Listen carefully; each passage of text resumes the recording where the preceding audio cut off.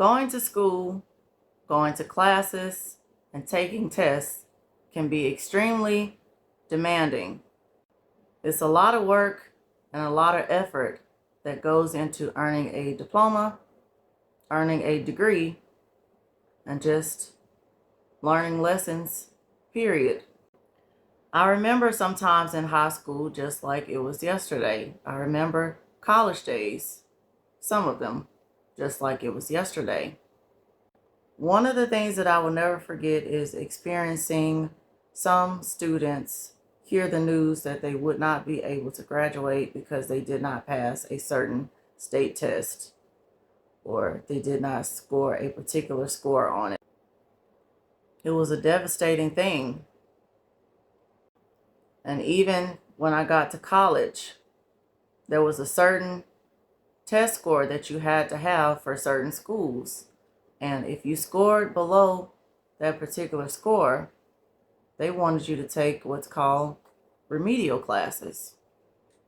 And dealing with a narcissist will place you in remedial classes, having you to learn the lessons all over again. I remember my freshman year of college and hearing of some students that had to be enrolled in remedial classes. And these would be classes that they had to take before they could enroll in regular college classes. So it's basically just like they had to go back through high school all over again. They had to go back to repeat certain subjects, particularly math and language arts, which the school felt like were super important subjects if you were to get a degree. I remember some students being super embarrassed about it. I remember some of them crying, some of them even giving up, saying, I'm not going to go to college. College is not for me since they're having me take these remedial classes.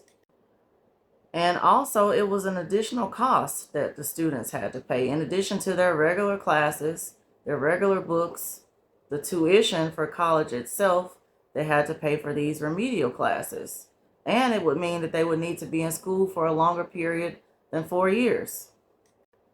Remedial classes are designed for students who have fallen behind on their grade level, lacking in their core academic skills. And again, particularly mathematics and literacy. And being in a relationship with a narcissist definitely makes you feel like you are behind.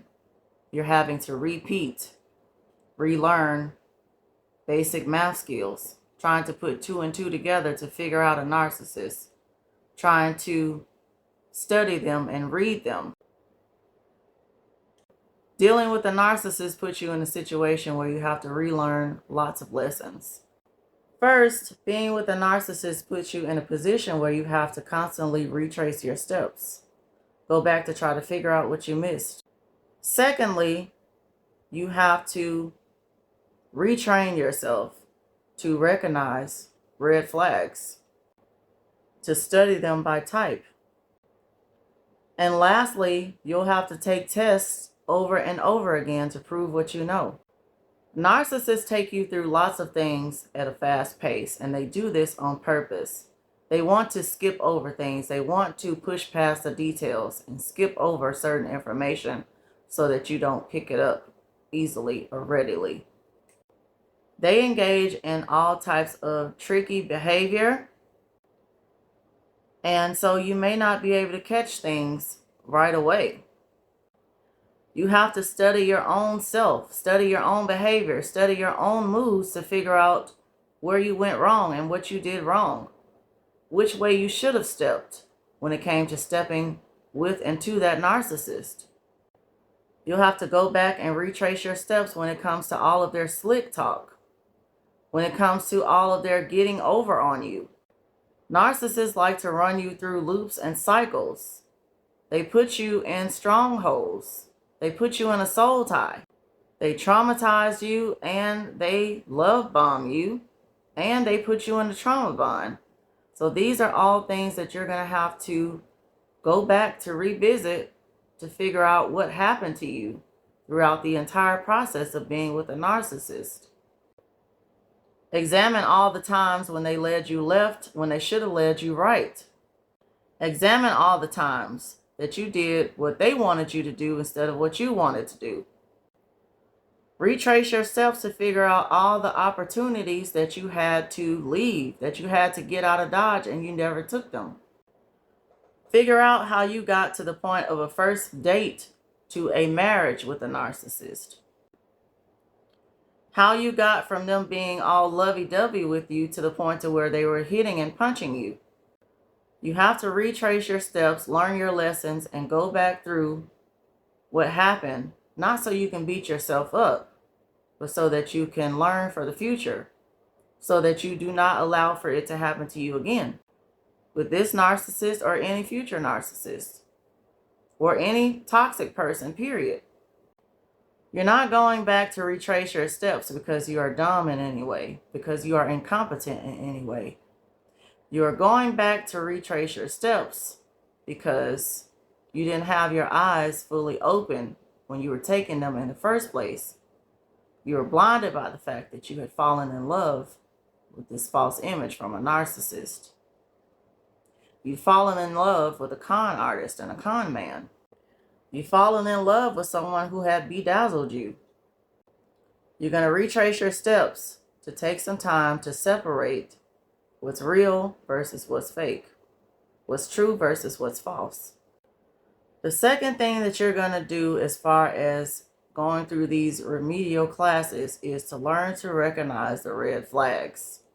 There are plenty of things, plenty of behavior that you saw up front and in your face that you didn't do anything about, that you just skipped right over, that you just excused. You're going to learn to be able to recognize precursors, a narcissist or a toxic person raising their voice at you, them dismissing how you feel, them bulldozering over your boundaries. You start to recognize the different types of red flags and the different types of behaviors that narcissists exhibit. And you start to find them out early. You look up how chivalrous and courteous they are, or if they have a lack thereof. You look for things such as vices and bad habits, addictions, and etc. You learn to look for the signs that should be no-no instead of go-go. You look for things and you no longer allow a narcissist to just flip the pages on you. You turn your own pages and you discover your own truth. You look for evil behavior exhibited in red flags. A narcissist cussing you out and using all types of filthy language, not just towards you, but period. Narcissists mistreating others and being rude to them. You look for signs of unfaithfulness. You look for signs of them lying over and over again. You look for behavior that is dishonest. You recognize it right away. You look for all the times and instances when they had sticky fingers. After you've dealt with a narcissist, you become keener and keener on recognizing red flags.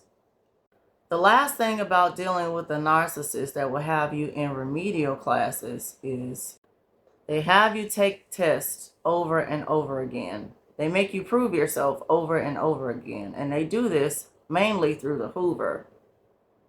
When they pressure you to come back to them after you've already left them, you have to be able to pass that test. And it won't just be one test. They're going to test you over and over again. They're going to test you by pushing your buttons, and you have to be able to pass this test by not being provoked by the narcissist, by not responding to them when they try to reach out and push your buttons.